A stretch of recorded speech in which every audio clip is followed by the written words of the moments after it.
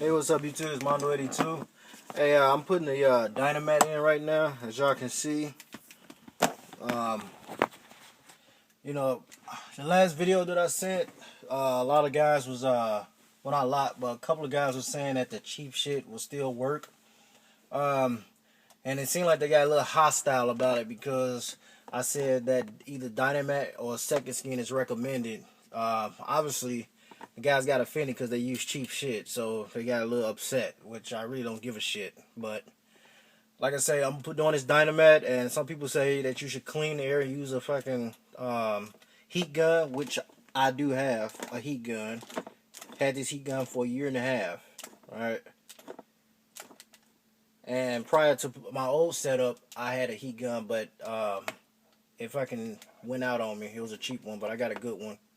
I got a Wagner. But yeah. But this is what I normally do when I do my dynamat. I'm just showing y'all the first portion of what I do.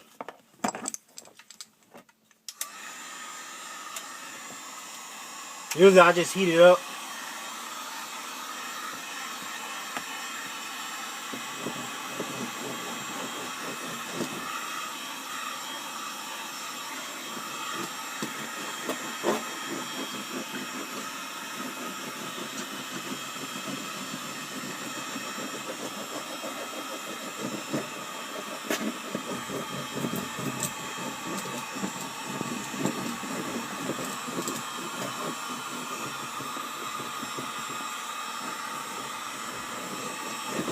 And I can tell just from doing this that this dynamat sticks a lot better than the previous stuff that I had, even when I used the heat gun.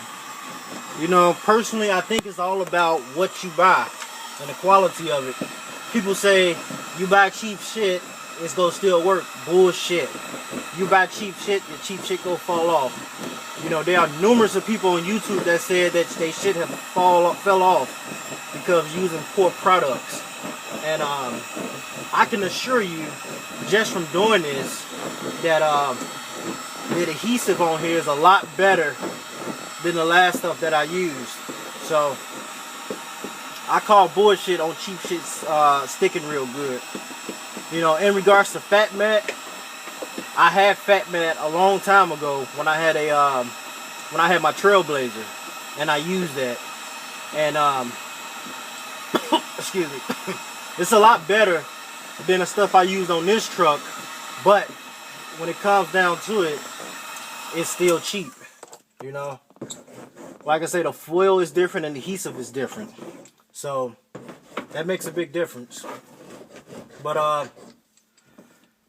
like I say, this dynamat is definitely what I will continue using, and probably when I get down to the lower 48 from leaving Alaska, I'm gonna get some second skin, because like I say, the shipping is real expensive, especially with shipping second skin up to the shipping second skin to Alaska. Like I said, I think it was like $168 for 40 square feet. I'm not about to pay $160 for shipping on a thing of second skin. All right, but like I say, once I get to the lower 48, I probably might get probably about 25 square feet of second skin when I get to the lower 48. You know, and that's really about it. But as y'all see, let me put this down real quick. As y'all see, I got a long way to go. As y'all can see, I got a lot more stuff to go. So this is just a quick overview of what I'm doing now. So y'all get an idea of what I normally do when I do my dynamat installs, or when I put my dynamat on. So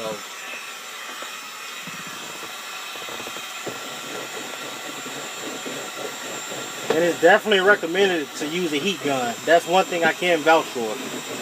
You know, like I said, I used a heat gun before, and with the last product I used, and it stuck. It seemed like it stuck, but after a year, the shit just fell off. You know, I don't know if it's the black material, the adhesive that they use, or it's a big difference. But when I compared the two adhesives together and I looked at them, the adhesive looked different, totally different.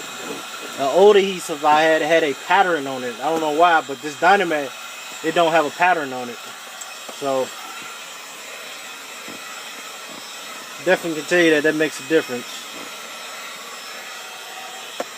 But I'm gonna do this little middle area right here too. But I'm just doing my two big areas right now.